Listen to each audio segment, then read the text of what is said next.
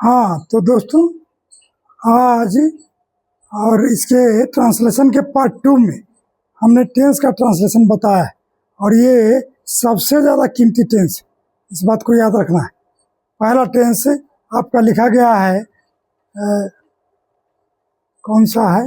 हमने लिखा है lecture on translation, tense related translation, simple present और सिंपल पास्ट। ध्यान दीजिए, ये दो टेंस अंग्रेजी भाषा के अंदर या अन्य भाषा में भी कम से कम 70 से 90% लिखे जाते हैं, समझे जाते हैं, बोले जाते हैं, व्यवहार में भी आता है, चाहे लेटर हो, एप्लीकेशन हो, कहीं ना कहीं इन दोनों ही टेंस का हम व्यापक प्रयोग करते हैं। We just use widely these two tenses in the language. So follow, इस बात को समझ लेना ज़्यादा जरूरी है पढ़ने से पहले कि इसका प्रयोग है कहाँ। तो भाई, प्रयोग तो भाषा में ही है और भाषा में एक दो जगह तो है नहीं।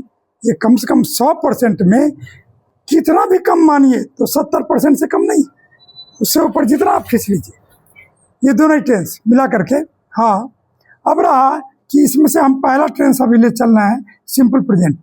ठीक है, वाक्य के अंत में ता है, ती है, ते हैं आता है। आपने बहुत सुना होगा शिक्षकों से कि ये वाक्य के अंत में आता है, तो समझ लो कि भाई वो सिंपल प्रेजेंट है और फिर इस तरह से बना लो। लेकिन आज कहीं ना कहीं उससे आगे हम बात बताएंगे, ध्यान से सुनेंगे आप कि भाई कैसे ये बनता है या कैसे होता है। इस एक टेंस थोड़ा सा मतलब लोग बच्चों को डिफिकल्टी से हो जाता है या बार बच्चे भूलते हैं, उसका कारण हम पहले बता रहे हैं। कारण ये है कि टेंस जैसे ही सॉल्व करते हैं हम सिंपल प्रेजेंट, ठीक है, तो हम भूलते हैं कि इसका सब्जेक्ट शुरू में क्या है। यानी कि सब्जेक्ट का मतलब हुआ कि शुरू में आया क्या है, इनमें से एक है, यानी कि ही सी वगैरह में से एक है, या फिर आई बी यू दे में से एक है। ही सी का मतलब ये हुआ कि सब्जेक्ट कौन सा है, यानी कि इसमें आया क्या है, किसके साथ हमको व्यवहार करना है, शुरू में कौन सा है। तो ये देख लीजिए, ही सी इट, ये सब प्रोनाउन है, सिंगुलर है, राम भी सिंगुलर है, और वाटर मतलब ये एक है। अब एक और एक से अधिक का खेल जो है जरूर समझिए, इसलिए कि भाषा में एक का खेल लंबा है और उसको पहले समझ लेना जरूरी है। हमने ये सब्जेक्ट वाले लेसन में बताया था, नाउन अभी हम पढ़ाए नहीं है नाउन को, लेकिन फिर भी ये है तो नाउन ही। लेकिन इसको समझिए ऐसे कि हम जब घर में होते हैं, बाहर होते हैं, सड़क पर होते हैं, ऑफिस में होते हैं, कहीं भी होते हैं, हजारों लाखों नाउन हमारे आसपास होते हैं। संज्ञा, भाई अब इस यहाँ बैठे हुए हैं तो ब्लैक बोर्ड से लेकर table, chair, bench, desk, bulb, ये सारा नाउन ही है, यानी संज्ञा है। और जितना सारा नाउन है सब गिनती वाला है। दे ऑल आर काउंटेबल, यानी कि आप सड़क पर भी जाइए तो पेड़ पौधे है, नदी नाला, वृक्ष, आदमी, लड़का, घोड़ा, गधा, ये सारा ही संज्ञा है। और ये है क्या भाई? संज्ञा है तो वो गिनती वाला है, और गिनती वाला है तो हमको मालूम है कि हम जो लिख रहे हैं वो कहीं एक लिख रहे हैं या एक से अधिक लिख रहे हैं। इस बात को तय कर लीजिए लिखने से पहले कि लिखना क्या है या लिखा हुआ क्या है। ठीक है, तो अब आइए यहाँ पर, ये तो ही है या सी है या राम है या वाटर है, ये सब सिंगुलर है, एक वचन है। ठीक उसी तरह से जैसे नाउन में होता है एक पेड़, एक पेन, एक सड़क, एक आदमी, एक लड़का, एक घोड़ा, एक गधा। ठीक है, तो अब ध्यान देंगे आप कि, और दूसरा जो है ये पुल्लल है। पुल्लल का प्रयोग कम होता है लेकिन होता तो जरूर है, ऐसा तो है नहीं कि नहीं होता है। जैसे ही पुल्लल बनाइए किसी नाम को तो ज़्यादा कुछ नहीं करना, उसमें से लगाना है। बॉयज ले लीजिए, रोड से ले लीजिए, सड़क है ना, मतलब जैसे बुक्स है, ये मतलब पुल्लल बनाना आसान है, कोई कठिन नहीं है। भाई सिंगुलर वाले में ये लगाइए चाहे दो लगाइए, अब पुल्लल वाले में क्या कीजिए, इस लगा दीजिए, क्लियर हो जाएगा। ठीक है, अब यहाँ देखें कि हम जो प्रयोग करते हैं इस सिंपल प्रेजेंट में किसका, भरबन का, और इसमें करते हैं भरबन एसीएस का, करते हैं सिंगुलर में। तो ये एग्जाम्पल के जरिए आप समझे जरा। राम जाता है, सीता खेलती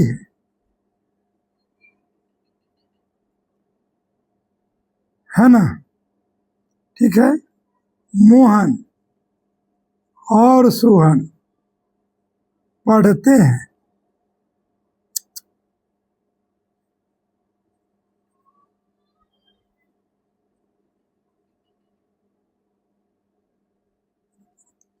हम लिखते हैं, वे सुनते हैं। अब देखिए हमने 4-5 एग्जाम्पल लिया, ज़्यादा नहीं लिया, ठीक है। अब यहाँ पर आपको जो सब्जेक्ट हमने लिया है वो कहीं ना कहीं दोनों तरह के हैं। यदि राम है तो राम एक व्यक्ति है, ठीक है। राम कितना व्यक्ति है? एक व्यक्ति है, इसलिए राम की अंग्रेजी हमने बनाया और जाने की भी अंग्रेजी गो लगाई। सीता खेलती है, सीता को भी हमने लिया, सीता क्या खेलने का अंग्रेजी लगाया प्ले, ठीक है। मदन, मोहन और सोहन पढ़ते हैं तो मोहन और सोहन एंड सोहन, नहीं जिस तरीके से आसानी से सीख सके वो तरीका हम बता रहे हैं आपको। सोहन, अब पढ़ने का लगा दीजिए रीड, ठीक है। उसके बाद हम लिखते हैं, हम का हो जाएगा वी, हम या हम लोग दोनों का भी होता है, याद रखें। और लिखने का होता है राइट, ठीक है। वे सुनते हैं तो वे का हो जाएगा दे, और सुनने का हो जाएगा हियर। अब यहाँ देखिए कि भाई सारा ट्रांसलेशन आपने बना लिया बड़ी आसानी से, इधर का अंग्रेजी बना लिया, बाद वाले का बना लिया और वहाँ लगा दिया, लेकिन इतना से सही नहीं होगा। अब आपको सोचना है कि किसी वाक्य में जो व्यक्ति शुरू में था, या राम था, सीता था, चाहे इसमें हम है, वे है, ये एक व्यक्ति था या एक से अधिक व्यक्ति था, मीन्स सिंगुलर था या प्लूरल था। तो भाई क्लियर है कि राम एक व्यक्ति है, सीता एक व्यक्ति है, वह भी रहता है यहाँ पर तो वो एक ही होता। तो एक व्यक्ति वाले में प्रॉब्लम क्या है कि उसके वर्बन में ईएस लग जाता है, एस भी लगता है और ईएस भी लगता है। एस कहाँ लगता है, ईएस कहाँ लगता है, तो लिखना है तो लिख लीजिए, CH है, SS है, SH है, O है, ठीक है, X है। इनमें आपको ईएस जोड़ दीजिएगा। जब किसी वर्ब के लास्ट में O आ जाए, X आ जाए, CH आ जाए, SS आ जाए, SH आ जाए, तो उसमें ईएस लगेगा। बाकी हर जगह आप एस लगाइए, लेकिन लगेगा। और ये लैंग्वेज में ज़्यादा है, इसलिए इसको रटना पड़ेगा, ध्यान रखना पड़ेगा, एस्टिमेट करना पड़ेगा दिमाग में, और ध्यान केंद्रित करना पड़ेगा कि भाई एक वचन वाले में इस टेंस के अंदर हम एस वाले वर्ब का ही प्रयोग करते हैं, यानी गोज है, रीड्स है, कम्स है, राइट्स है, प्लेज है, स्लिप्स है, हम उसका ही प्रयोग कर सकते हैं। क्योंकि बहुवचन वाला जो होता है, मोहन और सोहन की तरह, हम और वे की तरह, या ऐसे वाक्य कम होते हैं, ठीक है। दूसरी बात आप ध्यान दीजिए, दूसरी बात अब ध्यान इसलिए दीजिए कि हमने वहाँ वाटर भी लिखा है ना। अब यहाँ लिखते हैं हम पानी बहता है या पानी बहती है ना। सूर्य चमकता है, चमकता है, ठीक है। आलू आलू बिकता है, आलू बोला गया था, चलिए आलू लिख लीजिए। तो आप ध्यान दीजिए कि हमने 3 और वाक्य बना दिए। भाई जितना आप सामान देख रहे हैं, खाने पीने वाला प्लस इस तरह का, वो सब लगभग सिंगुलर में ही गिनती होती है। अब इसका जब आप ट्रांसलेट करेंगे तो सीधी सी बात है कि ट्रांसलेट करना इजी है, कोई बड़ा चीज़ नहीं कर रहे हैं आप। भाई पानी का हो गया वाटर, बहना क्या हो गया फ्लो, फ्लो में इस लगा दीजिए, क्योंकि वाटर ठीक उसी राम सीता की तरह है। सूरज का हो गया द सन, हाँ द इसलिए लगा रहे हैं कि दुनिया में सूरज एक ही है, तो जो चीज़ दुनिया में एक हो उस सब में द लगेगा, ठीक है। हाँ आर्टिकल में याद रखिए, साइंस ये भी एक है तो ऐसा लगेगा। आलू बिकता है तो पोटैटो। अब आप पर निर्भर करता है कि एक आलू बिक रहा है, बहुत सारा आलू बिक रहा है, तो हमने यहाँ लिखा है पोटैटोज। क्या लिखा है? पोटैटोज, यानी एक से ज़्यादा आलू लिख रहा है, तो यहाँ पर हम लिखेंगे सेल। बिकता है का सेल, बेचने का भी सेल होता है और बिकने का भी सेल होता है, याद रखिए, ठीक है। तो ये क्लियर है कि भाई इसका ट्रांसलेशन कर सकते हैं। अब इस टेंस के अंदर कुछ ऐसे ट्रांसलेशन है जिसमें कोई पहचान नहीं आती, पर यह भी बात याद रखना पड़ता है कि इसी टेंस के अंदर है ना, आपको ऐसे ट्रांसलेशन है, जैसे देखिए मुझे मालूम है,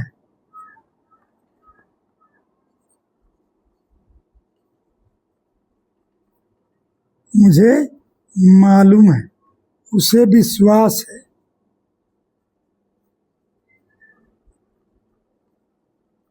राम को आशा है, ठीक है। अब यहाँ ध्यान दीजिए, मुझे मालूम है मैं तथाहत यह है नहीं, विश्वास है में भी नहीं है, आई आशा है में भी नहीं है कि नहीं। तो ऐसे ट्रांसलेशन बोले जाते हैं, समझ कि नहीं।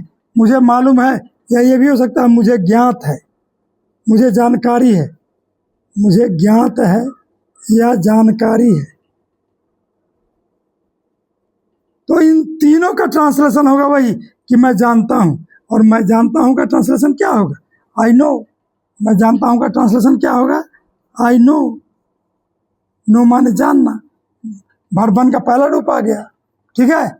उसे विश्वास है तो उसे के लिए आप लेंगे ही, विश्वास का होता है बिलीव, बिलीव के लिए आपको लिखना होगा ही बिलीव्स, हाँ ही बिलीव्स, यस है।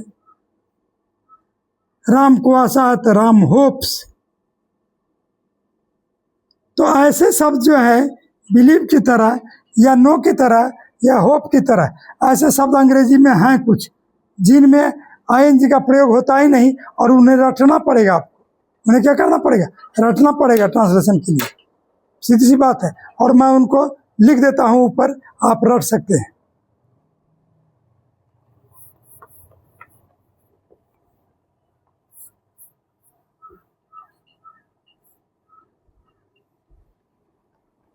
आप उनको रट सकते हैं वैसे वर्बों को, कि भाई ये वर्ब जहाँ मिल जाए, हिंदी में चाहे अंग्रेजी में, उसका व्यवहार ऐसे होता है। दो जगह फायदा होगी, कंपटीशन में भी और लैंग्वेज में भी और ट्रांसलेशन में भी, वो है ना। इसको कहते हैं वर्ब ऑफ सेंस। इसको क्या कहते हैं, वर्ब ऑफ सेंस। ये है आपका hope, believe, understand, know, expect,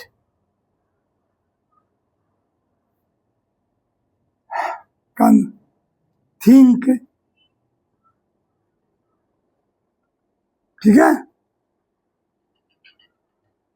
और भी हैं, और ये बड़े कीमती हैं, बहुत एग्जाम में पूछ चुका है। ये सी है, नो, नो तो लिखे ही हैं आप, हियर है कि नहीं।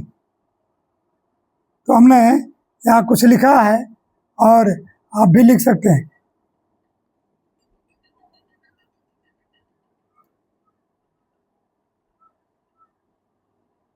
फॉलो है,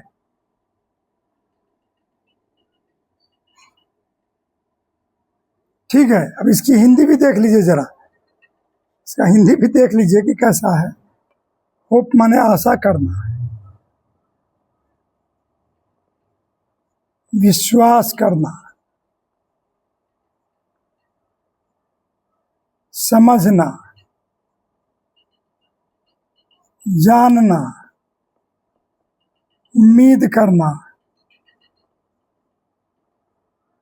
सोचना,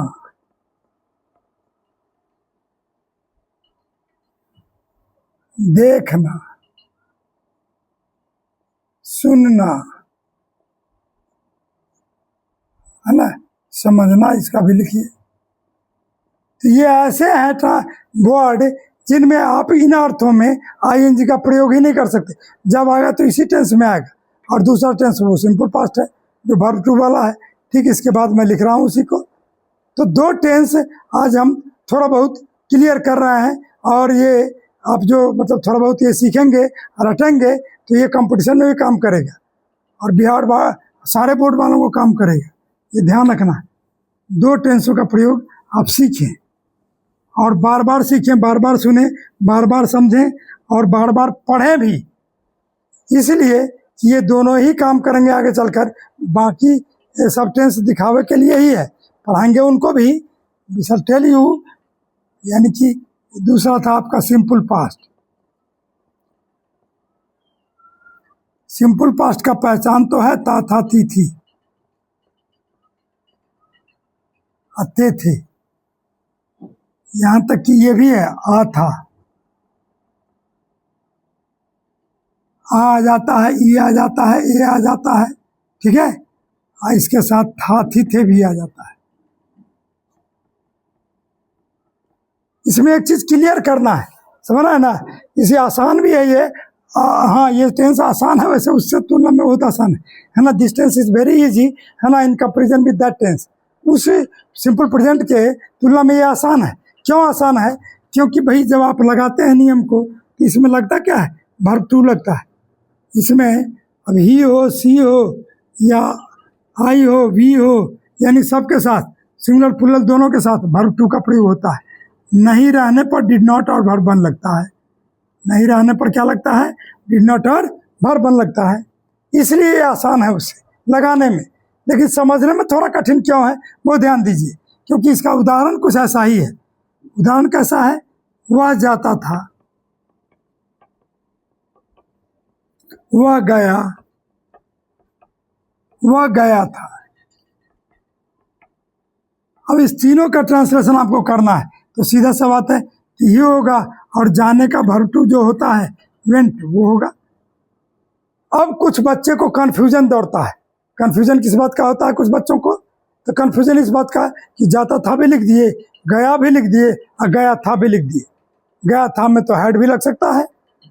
तो ध्यान रखेंगे कि हैड या वर्ब थ्री या किसी और टेंस का तब तक प्रयोग नहीं होगा जब तक कि कोई है ना एडवर्ब या समय सूचक शब्द इसमें नहीं इस्तेमाल होता है।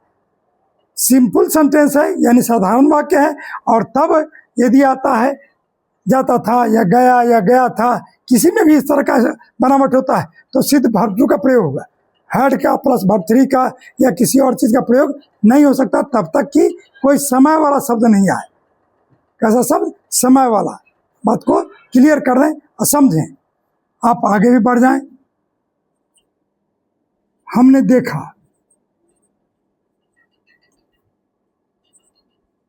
देखे थे,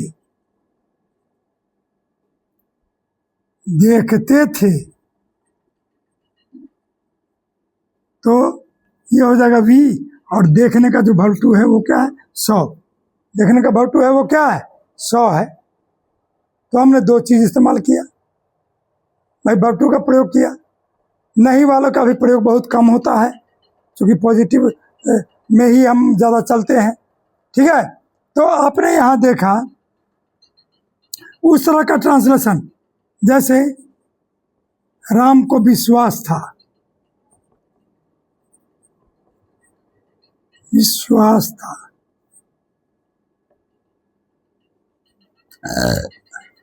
मोहन को मालूम हुआ,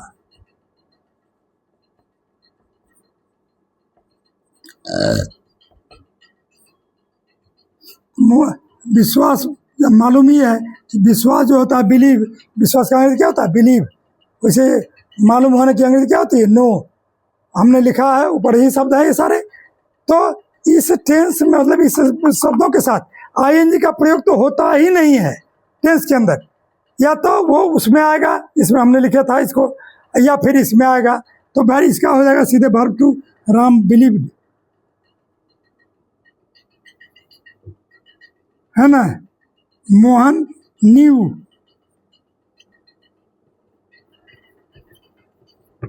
क्लियर है। ये दो भी क्लियर कर लिया आपने उनको कि यहाँ आता है तो वो कैसे होता है, और इसमें कोई हैड दुनियादान का प्रयोग नहीं होगा, चाहे वो था रहे ना रहे या किसी और तरह से बोला जाए, लेकिन सिंपल पास्ट है बनेगा तो इसी तरह से बनेगा, इसमें कहीं कोई दिक्कत नहीं। एक निगेटिव ले लीजिए, बच्चों ने नहीं लिखा, बच्चों ने नहीं लिखा तो हो जाएगा चिल्ड्रेन। अब इसमें नहीं लिखा की अंग्रेजी बनानी है, लिखा का और रहता तो राइट का हम रोट लगा देते यानी वर्ब टू लगा देते, लेकिन नहीं लिखा तो यहाँ पर डिड नॉट आ जाएगा। वही ये उससे भी आसान है क्योंकि डिड नॉट आपने लगाया, वर्ब वन आपको पहले से मालूम है राइट, आप उसको लगा दीजिए। Children did not right, clear हो गया भाई। आपको ये जो ट्रांसलेशन सिखाया जा रहा है वो आसान गति से मतलब आसान विधि से सिखाया जा रहा है, इसमें कोई कॉम्प्लेक्सिटी नहीं है, जटिलता नहीं है, लेकिन सीखना पड़ेगा। सीखना इसलिए पड़ेगा कि इसका लैंग्वेज में 70-80% 90% यूज है, बात समझ रहे ना। इसके साथ इसके जो इसमें एडवर्ब आते हैं वो आप ग्रामर में से लीजिए। ग्रामर का जो टेंस का लेसन पढ़ाते हैं उसमें हम बहुत सारा एडवर्ब देते हैं कि इस टेंस में कौन सा समय सूचक शब्द लगता है, उसमें कौन सा लगता है। हर टेंस में कुछ न कुछ समय सूचक शब्द लगते हैं। सारे समय सूचक शब्दों को हम एडवर्ब कहते हैं और उनको भी जानना चाहिए। और यदि उनको आप जान गए तो आप भाषा में पकड़ हो जाएगी। किस बात की पकड़ होगी? आप कहीं पर गलती लिख रहे हैं तो पकड़ लेंगे, या पहले से कोई गलती लिखा हुआ है तो पकड़ लेंगे। तो इसके लिए तो ग्रामर में आपको जाना पड़ेगा, लेक्चर ग्रामर का देखना पड़ेगा, टेंस का, ठीक है। और वो कहीं ना कहीं आप देखेंगे तो आपको वो मालूम होगा। यहाँ तक आपने 2 टेंस किया है। टेंस का अगला पार्ट में हम और भी टेंस का देंगे, प्रॉब्लम सॉल्व करेंगे।